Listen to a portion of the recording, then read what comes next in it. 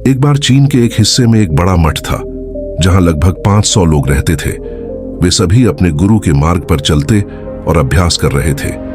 एक दिन एक आदमी शिष्य बनने के लिए मठ में गया। उसने जेन मास्टर कहा, मैं आपका शिष्य बनना चाहता हूं, अपने आप को जानना चाहता हूं, मैं सत्य जानना चाहता हूं। जेन मास्टर ने उसकी ओर देखा और कहा, यदि तुम सत्य को जानना चाहते हो तो तुम्हें अपना पूरा जीवन दांव पर लगाना होगा। सत्य जानने में तुम्हारा पूरा जीवन लग सकता है और फिर भी इसकी कोई गारंटी नहीं है कि इसी जीवन में आपको सत्य का ज्ञान हो जाएगा। क्या आप इसके लिए तैयार हैं? शिष्य ने कहा, श्रीमान, मैं यहाँ वापस लौटने के लिए नहीं आया हूँ, मैं इसके लिए तैयार हूँ। गुरु ने कहा, अगर ऐसा है तो एक काम करो, इसमें 500 साधु मठ हैं, आप उनके चावल कूटने का ध्यान रखें।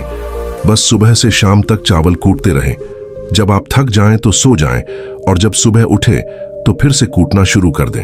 उठें, कुछ और न करें और कुछ न सोचें, बस इसी रास्ते पर चलो। दोबारा मेरे पास मत आना, जरूरत पड़ने पर मैं खुद तुम्हारे पास आऊंगा।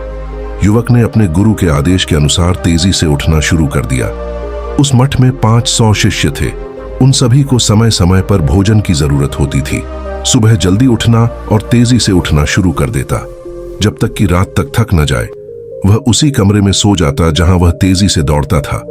वह कुछ महीनों तक न तो किसी से बात करता था और न ही कोई उसके पास बात करने के लिए आता था। उसके मन में सभी विचार आते रहते थे, लेकिन जब विचारों को कोई नया विषय नहीं मिलता तो वे भी धीरे धीरे अपने आप खत्म हो जाते हैं और कुछ वर्षों के बाद उनके विचार कम होने लगते हैं, यहां तक कि वह अपना नाम भी भूल जाते हैं। वह हमेशा चुप रहते थे और अंदर की ओर बढ़ते रहते थे। विचार शून्य अवस्था। वह न तो ध्यान करता था और न ही कोई धर्म ग्रंथ पढ़ता था। मठ के प्रमुख शिष्य उसे पूर्ण और अपने से बहुत हीन मानते थे। ऐसा करते करते 12 वर्ष बीत गए। 12 वर्षों के बाद एक दिन जेन मास्टर ने घोषणा की कि अब मेरा अंतिम समय आ रहा है और मुझे चुनना होगा। मेरे उत्तराधिकारी जो मेरे बाद इस मठ के प्रमुख होंगे, इसलिए मेरा कोई भी शिष्य जो आत्म साक्षात्कारी हो गया है उसे रात में मेरे दरवाजे के पास आकर कुछ पंक्तियां बतानी होंगी। कुछ पंक्तियां जो उसके सभी अनुभवों को कवर करती हैं। कई शिष्यों ने ऐसा करने के बारे में सोचा। मठ के प्रमुख शिष्य वहां गए और कुछ पंक्तियां लेकर आए। वह बौद्ध धर्म ग्रंथों के बहुत जानकार थे। सभी शिष्य उन्हें अपने गुरु का संभावित उत्तराधिकारी मानते थे।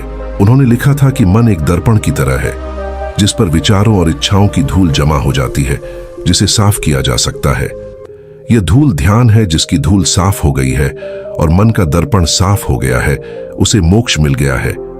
जब गुरु सुबह उठे और उन्होंने ये पंक्तियां देखी तो उन्हें बहुत गुस्सा आया और कहा कि किस मूर्ख ने मेरी दीवार पर यह सब कचरा लिखा है। मुख्य शिष्य चुप रहा। हालांकि उसने जो पंक्तियां लिखी वे ज्ञान से भरी थीं, लेकिन यह सब किताबी ज्ञान था। मुख्य शिष्य बहुत चतुर था। उसने पंक्तियां तो लिख थी लेकिन नीचे हस्ताक्षर नहीं किया, क्योंकि वह खुद इसके बारे में निश्चित नहीं था कि यह सही है या नहीं। वह आत्मज्ञानी नहीं थे। गुरु ने उन पंक्तियों को पूरी तरह से खारिज कर दिया। यह देखकर हर कोई आश्चर्यचकित रह गया। यह घटना पूरे मठ में चर्चा का विषय बन गई। 2 शिष्य इस विषय पर बात करते हुए उस शिष्य के पास से गुजरे जो 12 साल पहले यहां आया था। उन दोनों की चर्चा सुनकर वह धीरे से हंसा। दोनों शिष्यों ने उससे पूछा कि तुम क्यों हंस रहे हो? उन्होंने उससे पूछा क्योंकि वह उत्तर देने वाला उनकी राय में एक बहुत ही तुच्छ भिक्षु था। किसी ने भी उसे कभी भी धर्म ग्रंथ पढ़ते या ध्यान करते नहीं देखा था।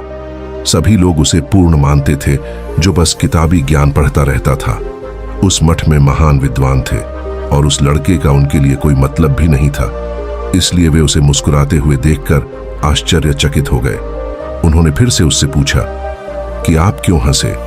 लड़के ने कहा, मैं हंसा क्योंकि गुरु सही कह रहे हैं कि ये सभी पंक्तियां बकवास हैं। इन पंक्तियों का कोई मूल्य नहीं है। वे शिष्य हैरान हो गए। उन्होंने उनसे पूछा कि क्या आप कुछ पंक्तियां लिख सकते हैं जो इससे बेहतर हो? लड़के ने कहा, ठीक है, मैं नहीं लिख सकता क्योंकि मैं अनपढ़ हूं, लेकिन हां, मैं कुछ पंक्तियां कह सकता हूं और यदि आप उन पंक्तियों को लिख सकते हैं तो मैं आपके साथ जाने के लिए तैयार हूं। वे सहमत हो गए, इसलिए वे गुरु के कमरे के पास गए। लड़के ने कुछ पंक्तियां कहीं और दूसरे शिष्य ने इसे दीवार पर लिखा और उनके नीचे लड़के का नाम बना दिया। पंक्तियां वे अपने गुरु से फिर से उसी प्रतिक्रिया की उम्मीद कर रहे थे जो पंक्तियां उन्होंने लिखने के लिए कहा था। वे अद्भुत थीं और वे पंक्तियां थीं, मन केवल एक भ्रम है, न तो मन है और न ही मन का कोई दर्पण है, और जब मन ही नहीं रहेगा तो धूल कहां रहेगी। जो यह जानता है उसने सत्य को जान लिया है। जब गुरु ने ये पंक्तियां देखी तो वह आधी रात को उठ गया और युवा लड़के के पास आया। जब वह सो रहा था उसने उसे जगाया और कहा, यह लो मेरी छड़ी, ले लो और मेरा बागा ले लो। आज से तुम मेरे उत्तराधिकारी हो, लेकिन अभी इस मठ को छोड़ दो और यहां से कुछ दूर चले जाओ। मैं जानता हूं कि इस मठ में बहुत सारे विद्वान हैं जो खुद को तुमसे श्रेष्ठ मानते हैं।